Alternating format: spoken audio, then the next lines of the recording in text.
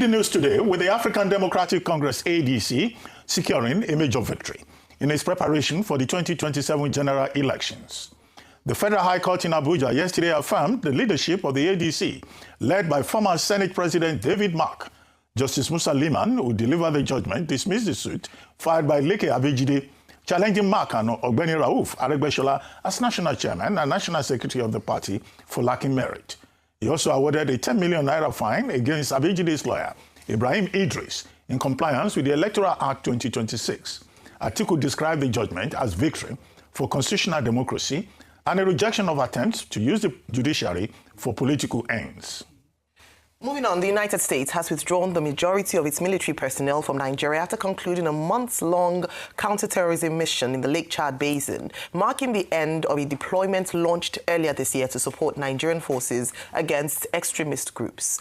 About 200 American troops were deployed to Nigeria in February 2026 to provide intelligence, surveillance and reconnaissance support, as well as specialized training for Nigerian security personnel battling the Islamic State in West Africa province, ISWAP, and other terrorist organizations operating across the Lake Chad region. The troop deployment followed the designation of Nigeria as a country of particular concern by U.S. President Donald Trump, who had vowed to intensify U.S. support against terrorist groups operating in the country.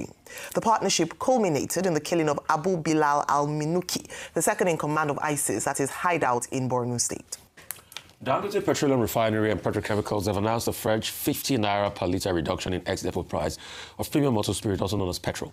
The reduction marks its fourth price cut within a month, bringing the cumulative reduction since May 30, 2026 to 200 naira, further reducing the gantry price to 1,075 naira per litre. The company stated this as it continues to pass lower production costs to consumers, despite still processing crude oil purchased at significantly higher international prices. The company said successive reductions demonstrate its commitments to ensuring that Nigerians benefit from favourable market development while maintaining the long-term sustainability of the domestic refining operations. Moving on, the United Nations Food Agency has disclosed that at least 17 million people across 9 conflict-hit states in northern Nigeria are facing severe hunger, warning that violence and funding cuts were driving food insecurity to its worst level in nearly a decade. The World Food Programme, in a statement, said the latest food security analysis showed the number of people facing crisis, emergency or catastrophic hunger had risen by almost 2 million from previous projections. The statement issued by the WFP Regional Director for West and Central Africa, Kinde Samba, noted that violence was spreading across a wider area and forcing people from their farmland. WFP, however, said it needs $89 million over the next 6 months to maintain food, nutrition and logistics support across northern Nigeria. Good morning. Thank God it's Friday. And we start, of course, the morning show today with a review of the news headlines for this morning. And let me start with the last story that we just gave, and that is around what is a worrying level. Worrying. And I recall that at some points the president had declared a state of emergency on food security, and now we can see this being confirmed that we have a crisis or potential crisis on our hand. If you're saying that at least, that is, the number could be more. 17 million people are at risk of acute hunger, then there is a problem in the land. What has been identified as some of the obvious things that we have touched on, and it's almost a cycle. If you look at the issue of persistent insecurity, beyond the safety of lives and property, what we had said is the ripple effect and the long-term effect of banditry, terrorism, kidnapping. The fact that some people cannot go to their farms, especially even those who have led their lives, and able to feed their family members through subsistence farming. And that is why there's been a consistent call, a continued call to the federal government to address these challenges. Displacement, the IDPs.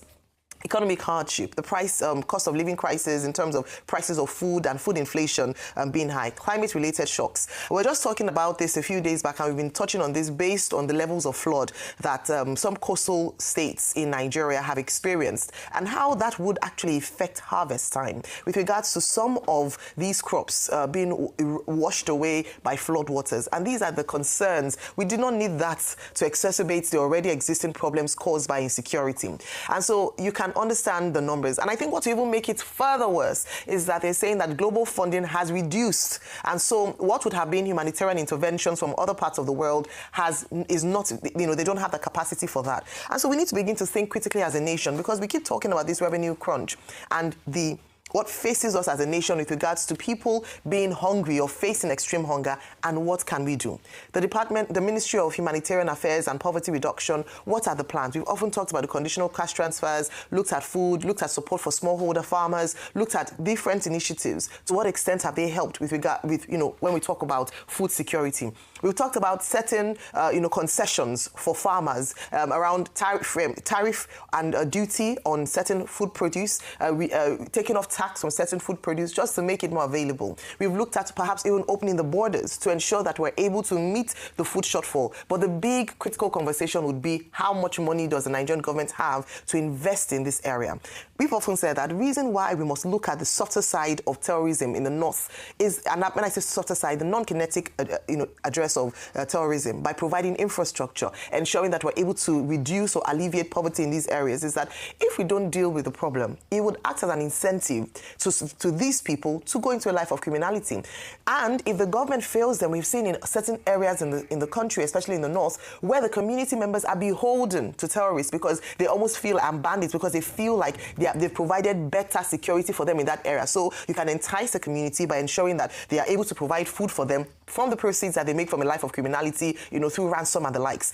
If you continue to do that, you whittle down the power of legitimate government. And so that is why it is a matter of urgency, and I hope that there will be a response from the Nigerian government to this particular news and information, the statistics released by the World Food Programme. Very critical. We cannot talk about politicking ahead of 2027 and the likes if we don't address this particular matter. And the rains will continue to fall, so we need to look at that. Add to that what has been warned as what could perhaps be a health crisis if it's not properly managed, typhoid, cholera, malaria, some of the illnesses and diseases that have been said might rear their heads based on this level of flooding.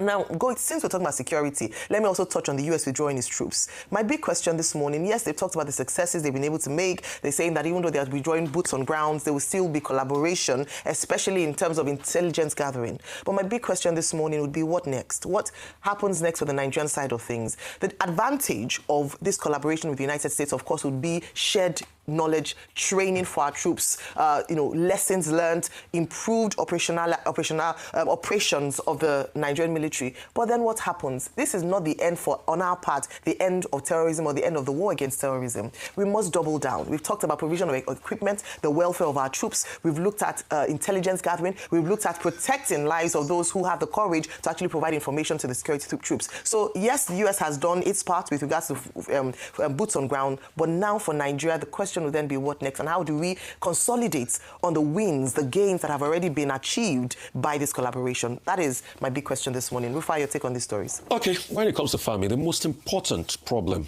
with the Nigerian farming ecosystem is not that we don't produce, it's post-harvest losses. So if you produce about 100%, post-harvest losses takes over 40-50%. Before you even take from farm to table, you've lost half of it. You think Nigeria does not produce enough strawberry. Why is strawberry being imported? Because you can't move strawberry from Jos to Lagos. You don't have the logistics. Roads are bad. Are you going to air freight them? The logistics is problematic. So most of them rot out in Jos. Have you ever wondered why food is cheaper in some parts of the country than some parts?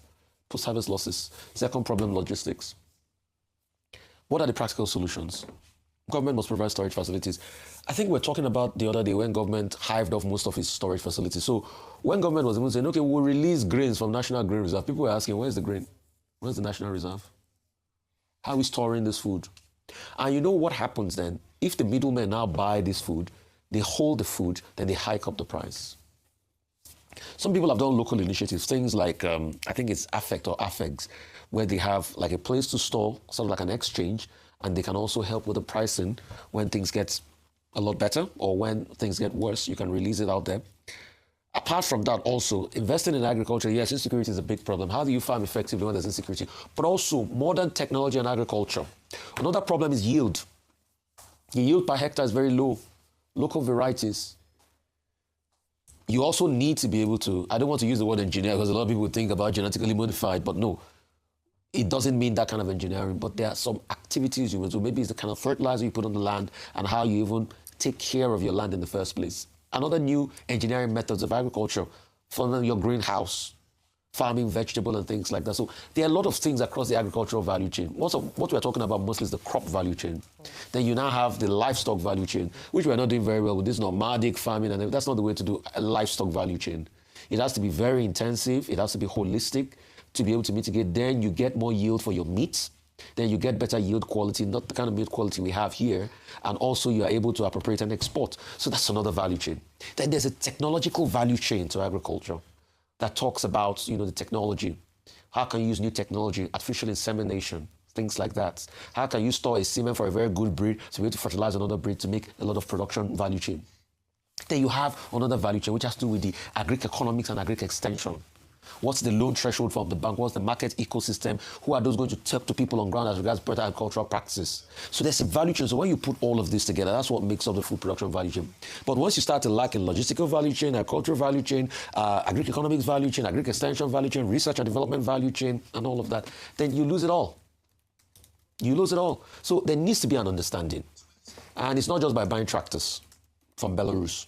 That's not it. That's just one part of the value chain. There's a lot more that needs to be done. Do you know that AI also works with agriculture? Because you can use AI to season patterns of how you're going to plant. The second point I'm going to make, yes, the Americans have left. They are going to leave at some point. They're not going to be here forever. Where are we also now going to develop our security architecture value chain? All the data that the Americans have taken away from you, they're saying they're going to do their research. When our own university is going to do the value chain? I thought to a large extent, if we've been giving over $1 billion for the last 20 years for security budget, at least a portion of that money should go to our Nigerian universities to be able to develop architecture to improve the security. Schools like University of Lagos, all the big universities and all of that should be getting some part of the security budget as endowment, working with the military to develop our own indigenous technology so that you have a crisis becoming a panacea to develop the education system. Because most of this data you see America churn out and things like that, they also work in tandem with the university architecture. And it's that part that is going to bolster the intelligence architecture of our ecosystem. But are we doing that currently? No. We think the fight is just, boots on the ground. Yes, we have some drones here and there. We buy fighter jets and everything. It is deeper than that. There's a security architecture, technology angle to it and intelligence that can be deployed from the university ecosystem.